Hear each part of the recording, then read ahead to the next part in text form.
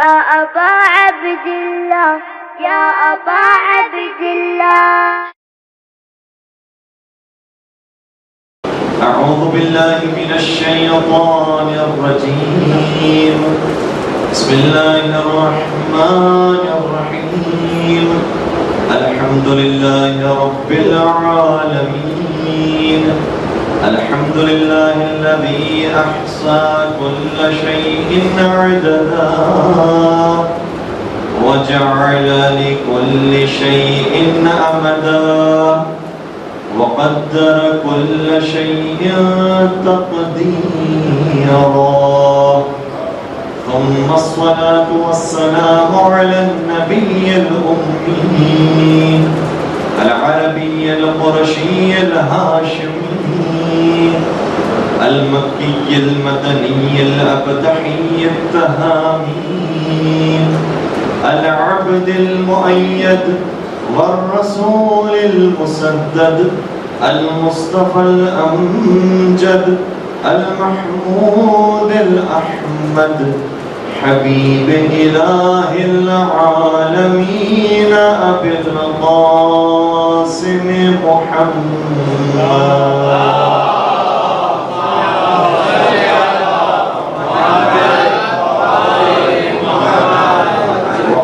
بيته الطيبين الطاهرين المعصومين المظلومين الذين أذهب الله عنهم الرجس وطهرهم تطهيرا.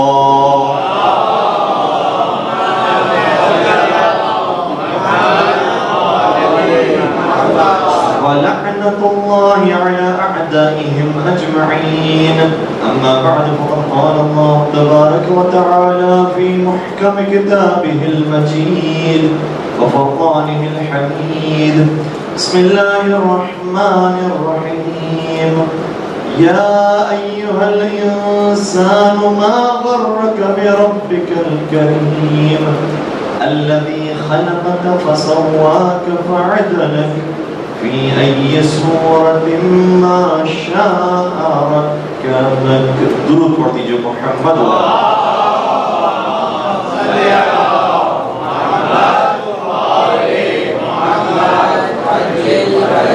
سب سے پہلے میں اپنے اس امام کی بیعت مساعدت مبارکباد آپ کی خط پیش کر رہے ہوں کہ جس کو مہینہ اپنے بابا کا ملا اور تاریخ اپنے آخری وارث کی ملی. سبحان اللہ. یعنی 15 رمضان المبارک کو ہمارا آپ کے دوسرے سرکار حضرت امام حسن مجتبی علیہ السلام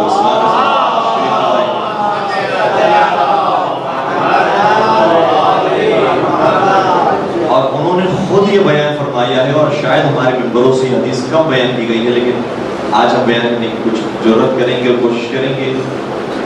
یہ جو قرآن کریم کی آیت ہے کہ یا ایھا الانسان ما غرک بربک الکریم، سورہ انفطار کی یہ درمیانی آیات. اے انسان تجھے اپنے کریم پروردگار کے سامنے کس چیز نے دھوکے میں مبتلا کر دیا. پھر پروردگار کی صفات بیان کی جا رہی ہے. پروردگار کی شان کیا ہے؟ الذی خلقک فسواک فعدلک. وہ خدا وہ ہے کہ جس نے نہ صرف پیدا کیا ہے بلکہ مناسب اعضاء و جوارح کے ساتھ پیدا کیا. اور اس کے بعد دوسری آیت یہ ہے فی ای صورت ما شاء رکبک، اور وہ جس صورت میں چاہتا ہے تمہیں ڈھال دیتا ہے. اس آیت کے اس آخری حصے کے بارے میں ہمارا آپ کے دوسرے سرکار حضرت امام حسن مجتبی علیہ السلام ارشاد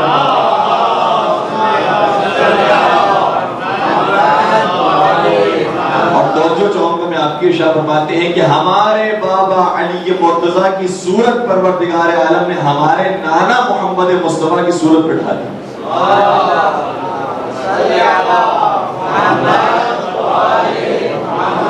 اور ہمارے بھائی امام حسین کی شکل و صورت ہماری مادر گرامی حضرت فاطمہ زہرا سلام علیہا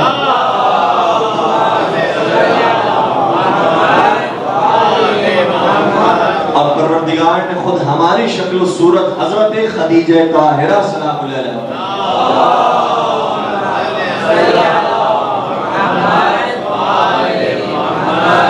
اور نہ صرف شکل و صورت کے کے اندر بلکہ کردار اور رفتار میں بھی یہ مثل حضرت خدیجہ طاہرہ سلام اللہ، جس طریقے سے حضرت خدیجہ نے اپنی دولت کو خرچ کیا ہے راہ اسلام میں، اسی طریقے سے سرکار امام حسن مجتبیٰ کے دسترخوان بھی بچھا رہتا تھا۔ اور یہ وہ واحد ہمارے ظاہر امام ہیں کہ جن کو باقاعدہ یہ لقب دیا گیا کریم اہل البیت، اہل بیت کے کریم ترین فرد، اہل بیت کے سخی ترین فرد ہیں۔ ایک شخص مسجد میں آیا، سوال کیا، اور کس سے سوال کیا؟ اس سے سوال کیا جس کو آج دنیا غنی کہتی، کہا کہ میری کچھ مدد کر دیجیے، تو انہوں نے 5 درہم نکالے اور دیے۔ یہ بھی خدا کی شان ہے کہ انہوں نے کچھ دیا، اور جب دے دیا تو سائل کہنے لگا کہ بھائی اس سے تو میرا گزارا نہیں ہوگا، کچھ اور کو یا کسی کے بارے میں بتاؤ کہ جو زیادہ دینے والا ہو۔ اس وقت مسجد میں 3 شخصیات موجود تھی، امام حسن، امام حسین اور جناب عبداللہ بن جعفر طیار۔ کہ یہ ہے خاندان رسالت، اگر تم مجھ سے زیادہ چاہتے ہو تو ان کے پاس جاؤ، تمہیں عطا فرمائے۔ آواز بلند علیہ الصلوات۔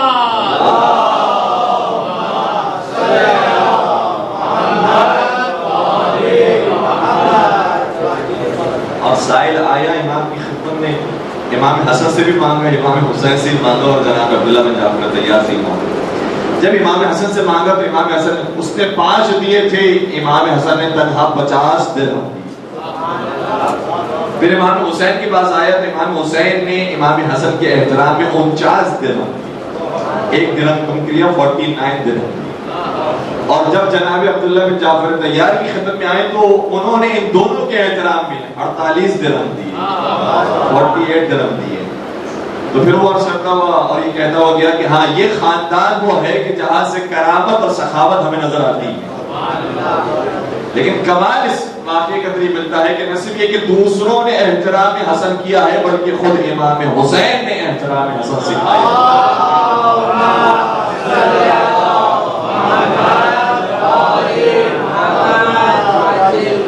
اور ہمارے بھائی ابھی جو کہہ کر گئے واقعہ بڑا خوبصورت مصرع ہے کہ وہ جو 9 اماموں کا باپ ہے اس کے خود امام کو امام حسن کہا جاتا ہے۔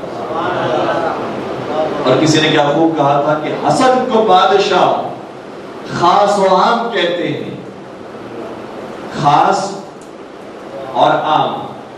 حسن کو بادشاہ خاص و عام کہتے ہیں، چونکہ بعض افراد نے تو یہ کام کیا ہے کہ کہتے ہیں 4 خلفاء، جو خلفاء راشدین 4 تھے، لیکن بڑے بڑے بزرگان اہل سنت نے لکھا ہے کہ نہیں، حقیقت میں خلفاء راشدین 5 تھے، جس میں 5 امام حسن۔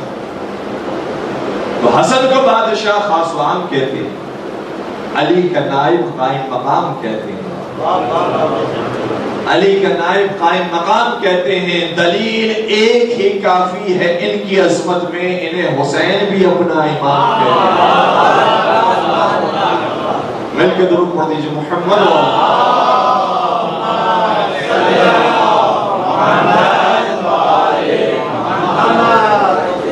اور سرکار کی ولادت کے بارے میں آیات موجود ہیں، سورہ رحمان کے اندر بھی پائی جاتی ہیں، اور خود سورہ کوثر کی عملی تفسیر کا نام امام حسن۔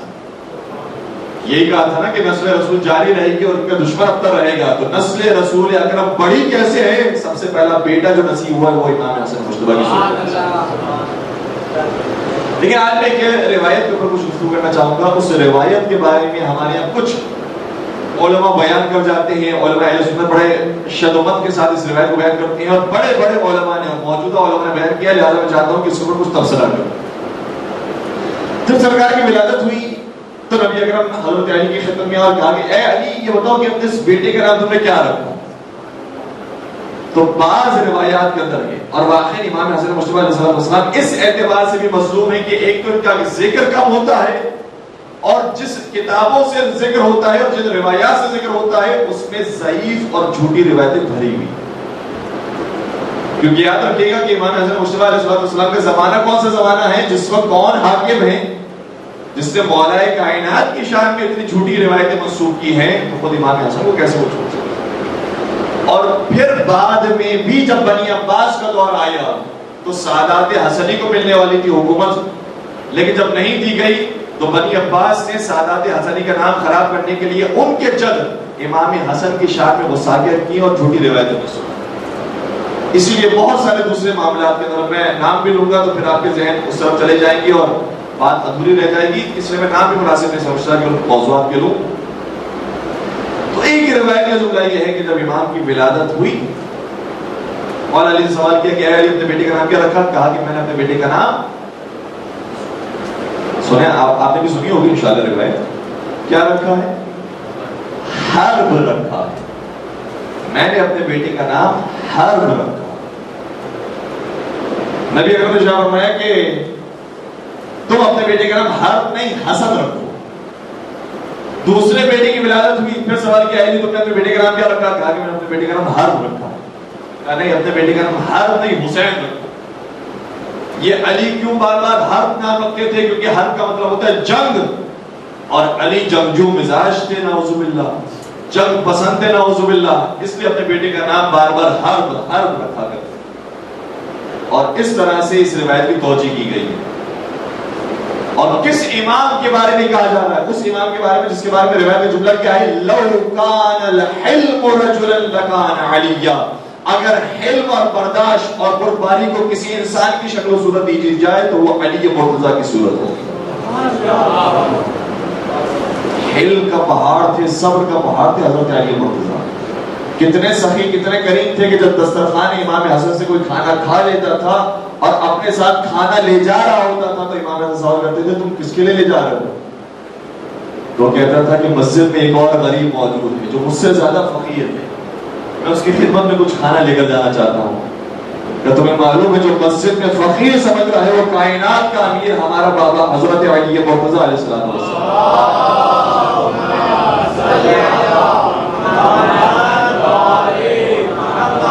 تو اتنے نرم دل تھے.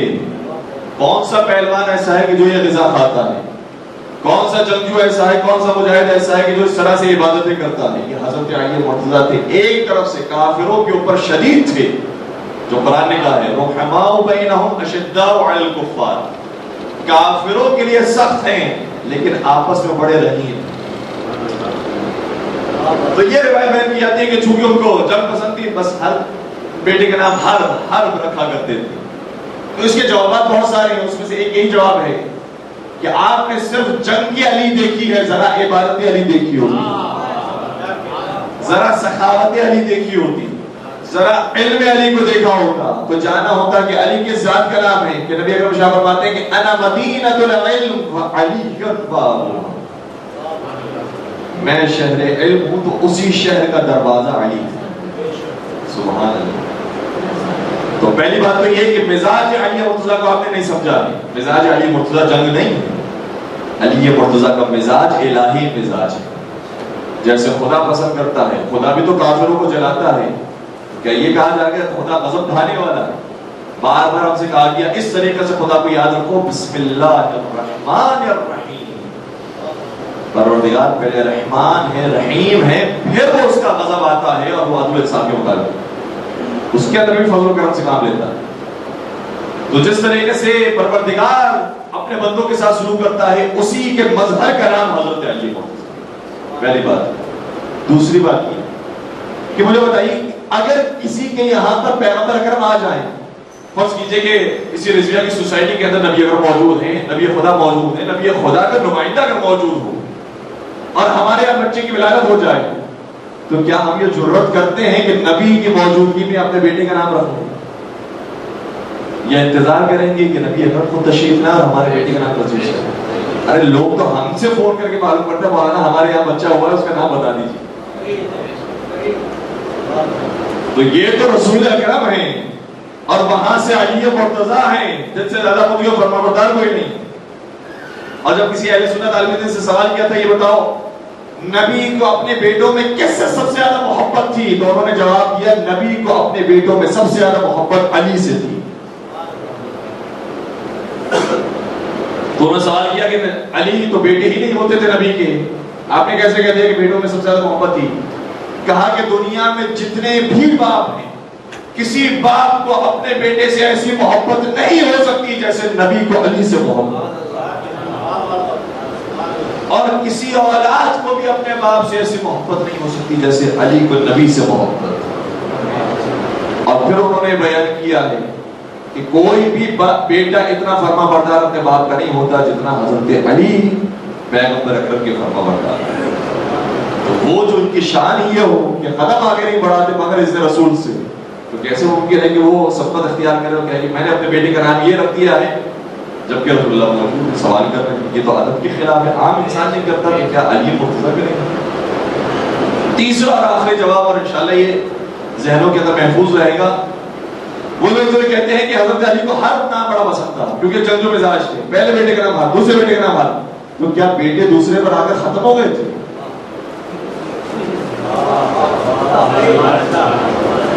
کیا تیسرا بیٹا نہیں آیا، چوتھا بیٹا نہیں آیا؟ بیٹوں پر بیٹے آتے رہے. کسی کا نام عباس رکھا، کسی کا نام محمد حنفیہ رکھا، تو بہت سے بیٹے آتے رہے. لیکن مجھے کسی ایک بیٹے کا نام بتا دیجئے کہ علی نے رکھا ہو کہ میرے بیٹے کا نام حرب ہے. تو مجھے بات پہنچ رہی ہے. نبی اکرم تو سن 11 ہجری تک تھے، مولا متقیہ تو سن 40 ہجری تک حیات رہے، اور ان کی بیٹی ہوتے رہے، کثیر اولاد تھی، بیٹے بھی تھے بیٹیاں بھی تھی. تو نبی اکرم کے زمانے میں چلے مان لیتے ہیں آپ کی اس روایت کے مطابق کہ پیغمبر کی وجہ سے ہر نام نہیں رکھا، تو کیا بعد میں بیٹے نہیں ہوئے؟ کسی ایک بیٹے کا نام ہر رکھ لیتے. معلوم یہ ہوا کہ علی کے مرتضیٰ وہ ہیں کہ جو اپنے مزاج کے مطابق نام نہیں رکھتے ہیں، الہی مزاج کے درود پڑھ دیجئے محمد.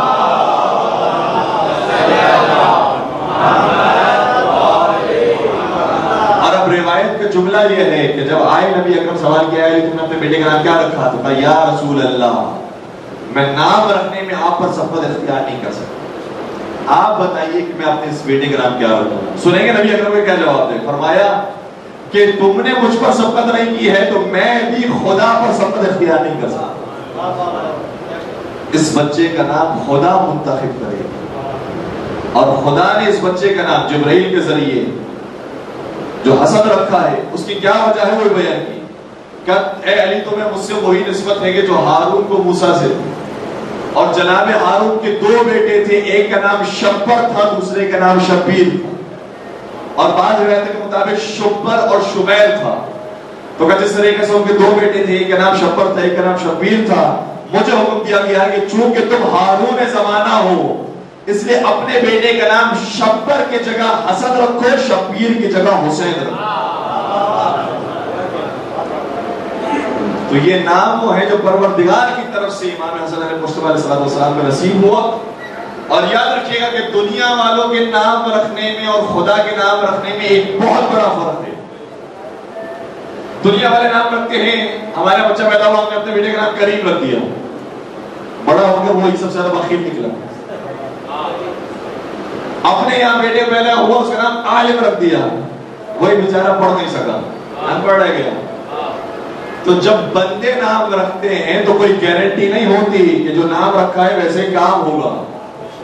لیکن جب پروردگار کسی ہستی کا نام حسن رکھ دے تو واقعا وہ دنیا میں بھی حسین ہے، آخرت میں بھی حسین ہے.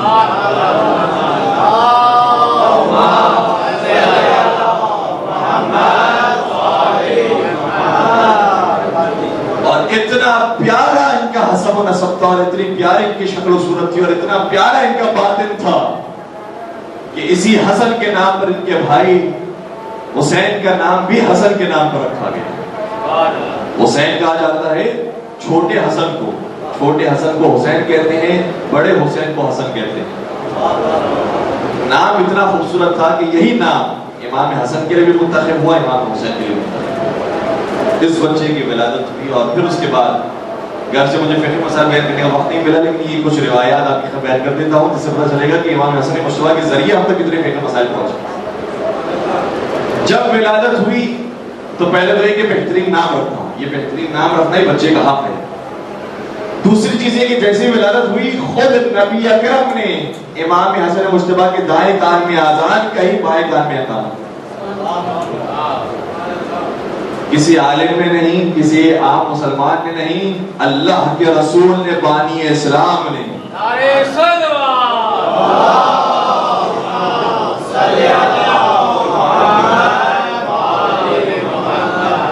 محافظ اسلام کے کان میں اذان اور اقامت. اور یہ پہلی سنت تھی، اس سے پہلے اذان اور اقامت نہیں دی جاتی. روایات کہتی ہیں کہ کچھ چیزیں ایسی ہیں جو امام حسن سے لوگوں نے سیکھی. امام حسن کی ولادت سے پتہ چلا کہ اپنے بچوں کے ساتھ ہمیں کس طرح کے آداب اور مستحبات کا خیال رکھنا چاہیے. دائیں کان میں اذان، بائیں کان میں اقامت دی. جب 7واں دن آیا تو کہا کہ اس کے لیے عقیقہ کیا جائے، اور یہ پہلی مرتبہ اسلام میں عقیقہ ہو رہا. جو امام حسن مجتبیٰ کا عقیقہ ہوا، 2 جانور قربان ہوئے، 2 جانوروں کا گوشت تقسیم کیا گیا، اور جو بہترین حصہ تھا جانور کے گوشت کا، رات کا حصہ، وہ داعیہ کو دیا گیا، جو مستحب ہے آج تک. عقیقے میں بہترین حصہ گوشت کا داعیہ کو دیا جائے، جس سے بہرحال اس کے اندر مدد کی ہوتی ہے. پھر اس کے بعد جب 7واں دن آیا ہے تو عقیقے کے علاوہ بال منڈوانا یہ مستحب قرار دیا گیا ہے. سر کے بال منڈوائے جائے، حلق کروائے جائے، اور بال کے وزن کے مطابق چاندی رائے خدا میں خرچ کی جائے. تو امام حسن کی ولادت کے وقت یہ پہلی مرتبہ ہوا کہ امام حسن مجتبیٰ کے سر کے بال منڈوائے گئے اور بال کے وزن کے مطابق صدقہ رائے خدا میں چاندی کے طور پر پہلی مرتبہ. تو شریعت اسلامی ہمیں پتہ چلی امام حسن مجتبیٰ کی ولادت.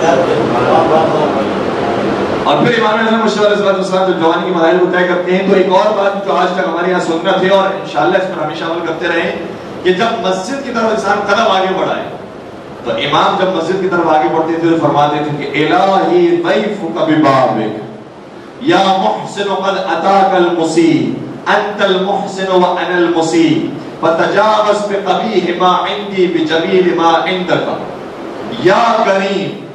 میرے مولا شاہ فرماتے ہیں جب مسجد کے دروازے پر دہلیز پر پہنچتے تھے تو فرماتے تھے پروردگارا تیرا مہمان تیرے دروازے پر آ گیا،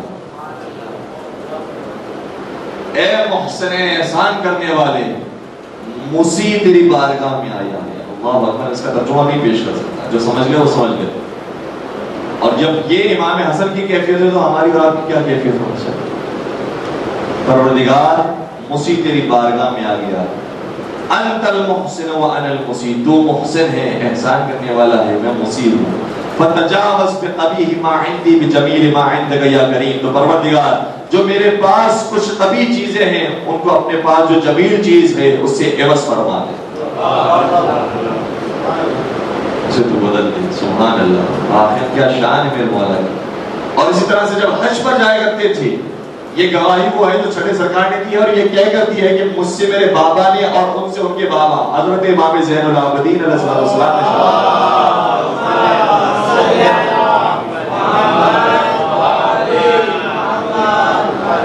تھکے ہوئے تو نہیں ہیں. چوتھے سرکار سید الساجدین نشا فرما رہے ہیں اپنے چچا کے بارے میں، ان الحسن بن علی کان اعبد الناس فی زمانہ وازہدہم وافضلہم. فرماتے ہیں کہ ہمارے چچا حضرت امام حسن مجتبیٰ علیہ السلام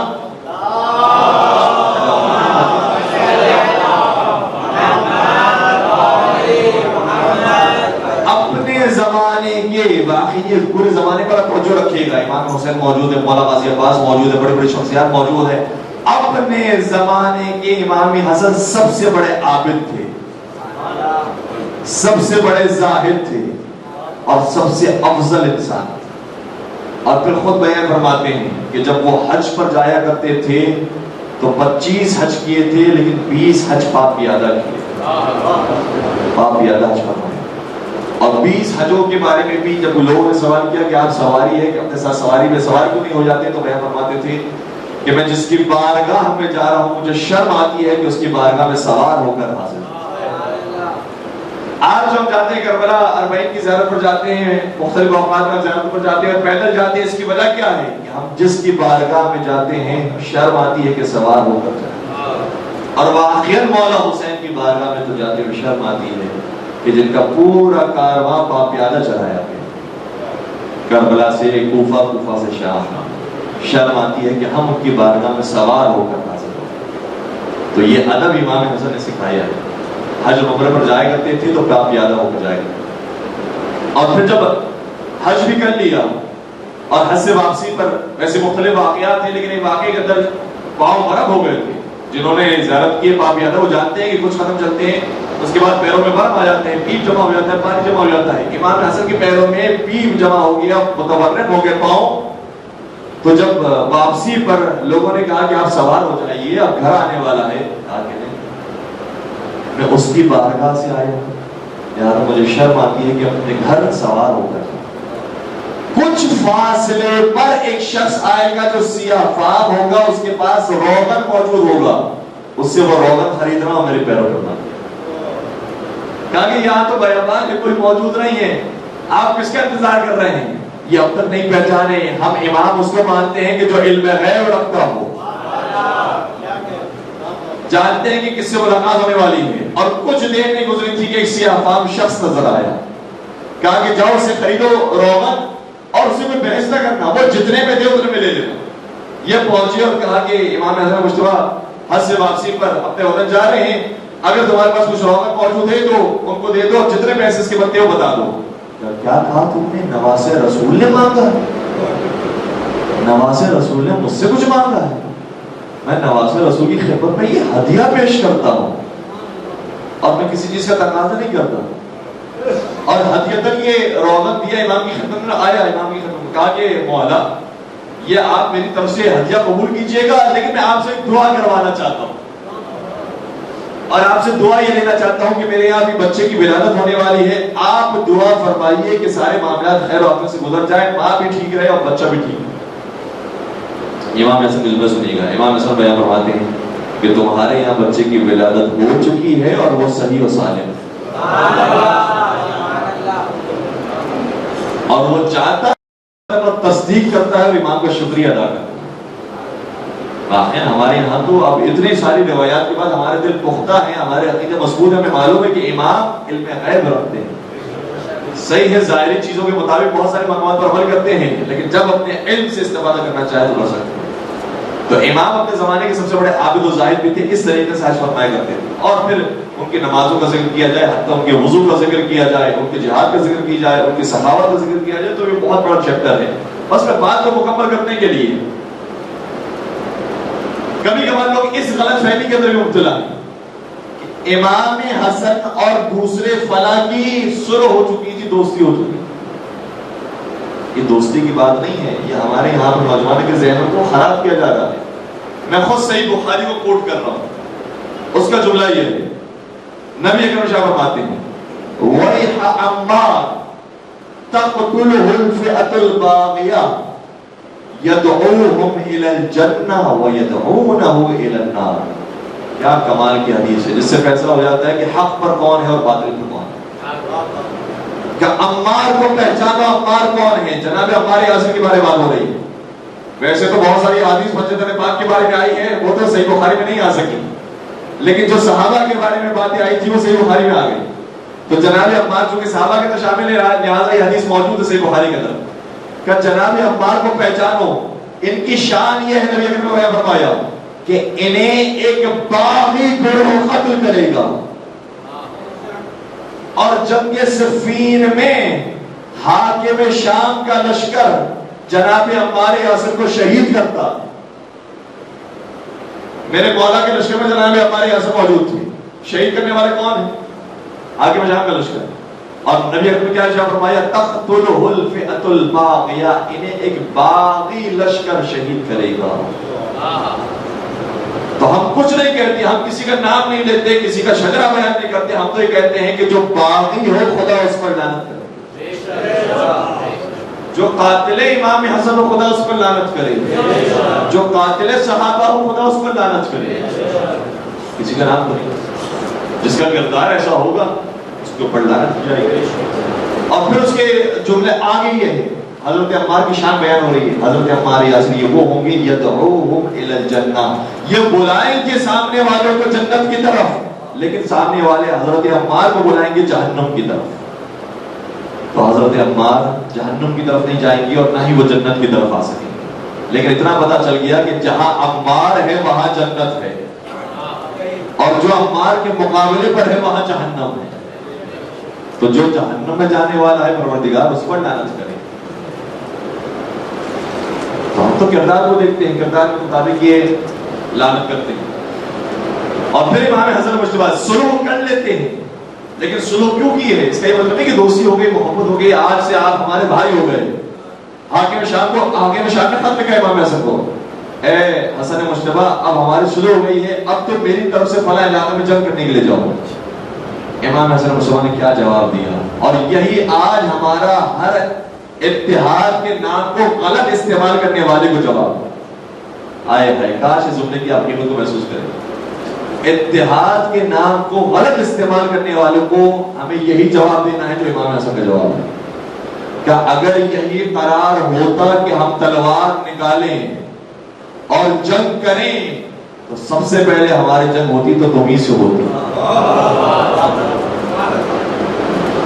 یہ تو ہم نے طے ہی نہیں کیا ہے کہ جنگ کرنی ہے، ورنہ اگر ہم یہ طے کر لیں کہ جنگ کرنی ہی ہے تو دوسروں سے پہلے تم سے جنگ کریں گے۔ لیکن ہم نے صلح و صفائی کو رکھا ہے، اور تم بھی اسی صلح و صفائی کو باقی رکھو، جنگ سے اور قتال سے پرہیز کرو۔ اور بالآخر اس میں ضرورت نہیں ہوئی کہ ظاہری طور پر امام حسن پر حملہ کر سکے، چھپ چھپ کر اور باطنی راستوں سے وہ مخفیانہ طریقے سے حملہ کرواتا ہے۔ تو یہ ہے حالات امام حسن کے اور حاکم شام کے، وہ ایک غلط تصور ذہن میں نہ لے کر آئے۔ اور بار بار حاکم شام ان کی شان کو کم کرنے کی کوشش کرتا رہا، لیکن جس کی شان خدا نے بڑھائی اس کی شان کون کم کر سکتا ہے؟ ایسے نہیں سنیے گا، امام حسن کا جھگڑا ہو رہا ہے۔ ایک دن عمرو عاص نے کوفے کے مسجد کے اندر حاکم شام سے کہا، اے حاکم شام، حسن و حسین موجود ہیں، کیا ہی بہتر ہے کہ تم نے جب خطبہ دے دیا ہو تو پھر ان کو بھی دعوت دو، یہ بھی ذرا خطبہ بیان کریں۔ کیونکہ حضرت مجتبی لگتا نہیں ہے کہ وہ کوئی جذباتی انداز میں اور کرارا خطبہ دے سکیں گے، ان کے اندر وہ فضا تو مولانا موجود نہیں ہے جو علی کو موجود، ان کا وہ مزاج نہیں ہے کہ جو علی کا مزاج، یہ سمجھے ہی نہیں ہے کہ اولنا محمد و اوسطنا محمد و آخرنا محمد و کلنا محمد۔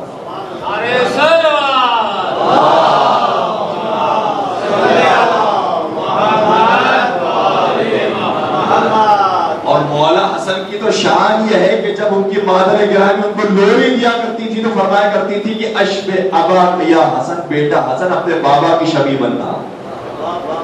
حسن مجتبی علی مرتضیٰ کی شبیہ ہے۔ لیکن یہ غلط فہمی میں، اور یہ غلط فہمی بعد میں دربار یزید میں یزید کو بھی ہوئی تھی۔ جب مولا سید سجاد کو زنجیروں میں جکڑ کے لایا گیا تھا تو کسی نے کہا تھا اس کو بھی بولنے کو، یہ کیا بولے گا، یہ تو زنجیروں میں جکڑا ہوا ہے، اس کی زبان بند ہو چکی ہے، کیا کہے گا۔ لیکن جیسے ہی انہیں ممبر دیا گیا تو یہی تو ہے مستحق ممبر، یہی تو ہے اہل ممبر۔ لہذا جس طرح مولا سید سجاد نے ممبر کا حق ادا کیا تھا، اسی طریقے سے ان کے چچا امام حسن مجتبی نے ممبر کا حق ادا کیا۔ جب عمرو عاص نے کہا کہ موقع دو، آج پتہ چل جائے گا کہ حسن مجتبی کہاں کہاں رکتے ہیں اور ان کی روانی کا خراب ہوتی ہے اور کہاں ان کی خطابت ضائع ہو جاتی ہے، امام حسن تشریف لائے، سب سے پہلے حمد ثنائے پروردگار بجا لائے، اور پھر فرمانے لگے ایھا الناس من عرفنی فقد عرفنی ومن لم يعرفنی فانا الحسن بن علی۔ جو مجھے جانتا ہے وہ تو جانتا ہے میں کون ہوں، اور جو نہیں جانتا وہ جان لے کہ میں علی کا بیٹا حسن ہوں۔ پھر فرمانے لگے میں محمد مصطفیٰ کا لال ہوں، میں خدیجہ کبریٰ کا بیٹا ہوں۔ پھر میں فرمانے لگے میں صفا مروہ کا بیٹا ہوں۔ پھر فرمانے لگے میں اس کا بیٹا ہوں کہ جس کے چہرے کے حسن کو حیا چھپاتی ہے، میں فاطمہ زہرا کا بیٹا ہوں۔ پورا اپنا تعارف کیا، یہاں تک کہ وہی ہوا جو دربار یزید میں ان کے بھتیجے سید سجاد کے ساتھ ہوا تھا۔ فَأَذَّنَ مُؤَذِّنٌ، مؤذن نے اذان کی آواز بلند کی کہ ان کے خطبے کو روکا جائے، اور خطبہ روکا۔ امام حسن بھی خاموش ہوئے، جس طریقے سے آگے جا کے مولا سید سجاد خاموش ہوئے تھے۔ کیوں خاموش ہوئے؟ کیونکہ جملہ آنے والا تھا اذان میں، اشہد ان محمد رسول اللہ۔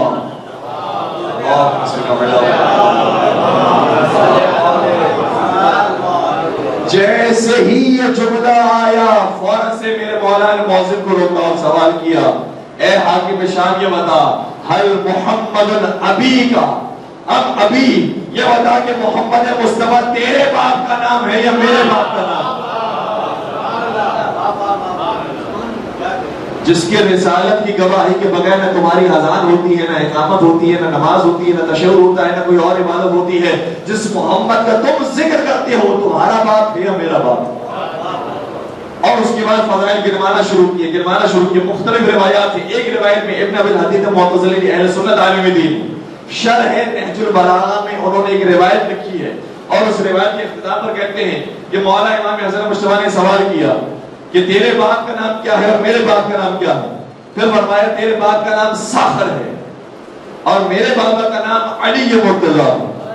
تیری ماں کا نام ہندا ہے, میری ماں کا نام فاطمہ زہرا ہے.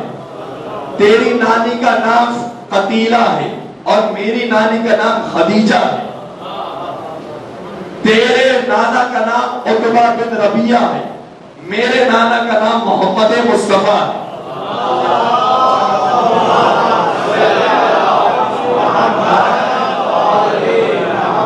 اور اب اس روایت کے آخری سے مطلب جو فرمائے گا, پھر فرمانے لگے خدا لعنت کرے اس کے اوپر کہ جو حسب و نسب کے اندر بھی کمتر ہے, جس کا کفر بھی زیادہ ہے, جس کا نفاق بھی ابھی تک باقی ہے. خدا اس پر اللہ کی لعنت نازل ہو. روایت کا جملہ یہ ہے, سنت عالم دین نقل کرتے ہیں شرح نہج البلاغہ کے اندر کہ جیسے امام حسن مجتبی نے اس جملے کو مکمل کیا, پوری مسجد سے آواز بلند ہوئی, آمین ثم آمین. برائے کنڈوزی امام زمانہ بلند تر کرو.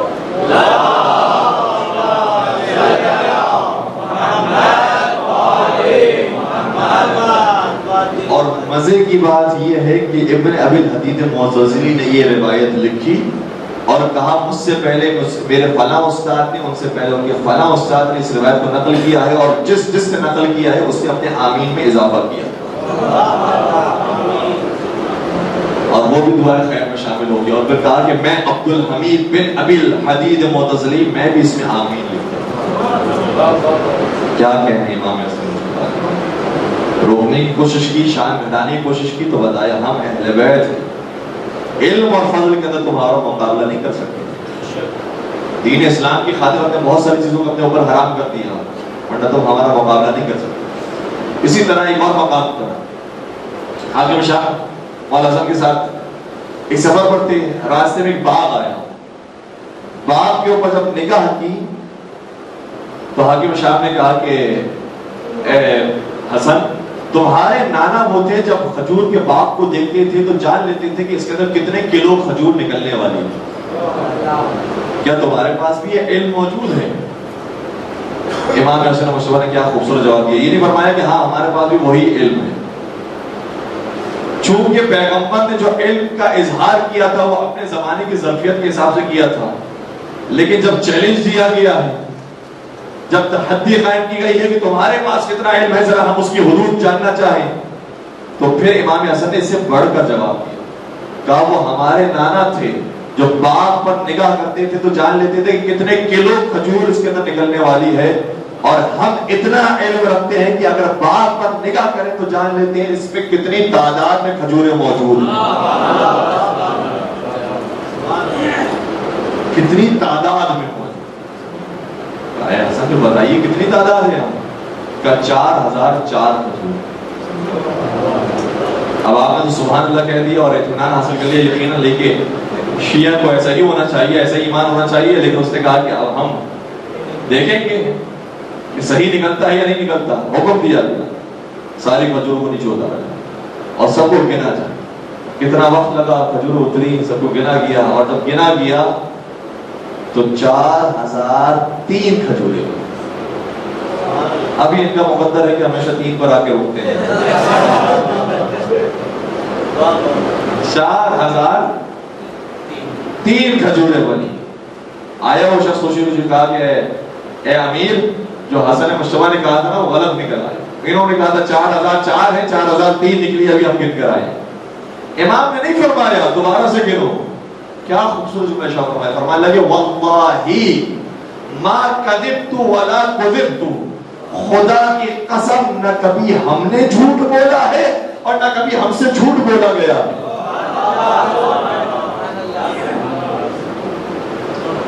کیا کہیں, یہ کاذبین کے مقابلے پر آئے ہیں, ایسے سچے ہیں, نہ کبھی ہم سے جھوٹ بولا گیا ہے اور نہ کبھی ہم نے جھوٹ بولا. اس نے فرمایا اگر ہم نے کہا کہ 4004 کھجوریں ہیں تو اتنی ہی ہوگی, اور ابھی اب واپس پلٹا تھا کہ کیا دیکھا کہ جو کھجور اتارنے والے تھے ان میں سے ایک کے دہن میں وہ ایک کھجور موجود تھی. کبھی ہم سے غلطی نہیں ہوئی ہے.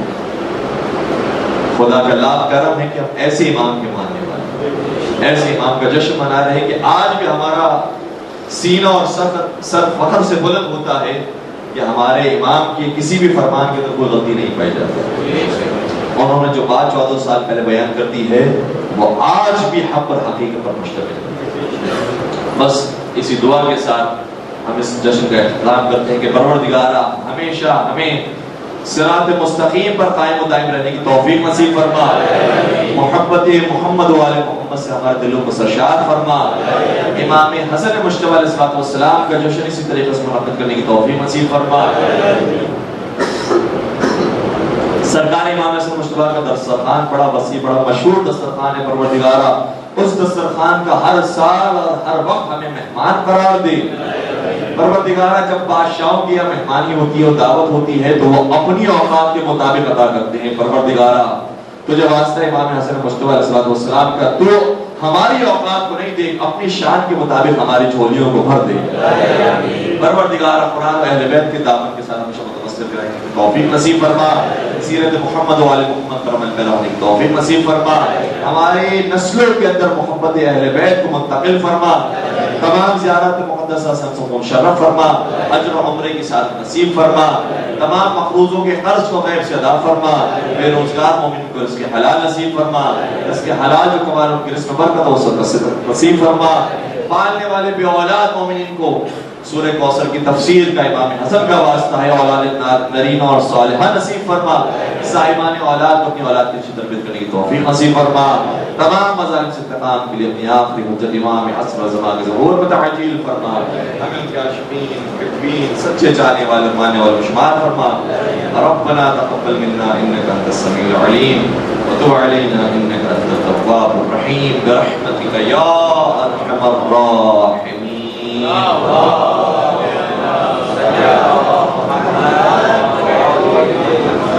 دعا کرتے ہیں آج کی اس مبارک رات کے واسطے سے، اس مبارک مولود کے واسطے سے کہ جو اس رات تشریف لائی. مولانا قبلہ سید رضی جعفر صاحب کی طبیعت ناساز ہے. پروردگارہ ان کو امام حسن مجتبی علیہ السلام کے صدقے میں صحت کامل اور عاجلہ نصیب فرمائے. ایک صرف کی درخواست سے مرحوم آیت اللہ خوئی اور آیت اللہ خمینی اور دیگر براجین وزاء، آغا سید محمد علی حسینی، شہید ڈاکٹر عباس حیدر، سید مہدی حسن، مرحوم سید پرویز رضوی، سید اصغر حسین اکبری، مرحوم انوار الحسن، مرحومہ ولی النساء، مرحومہ راضیہ خاتون، مرحوم محمد اکبر حسین، مرحومہ ممتاز جہاں بنت قمر الحسن، حاضرین کے مرحوم مرحومات اور کل مومن مومنات کے لیے رحم اللہ من قرأ الفاتحہ.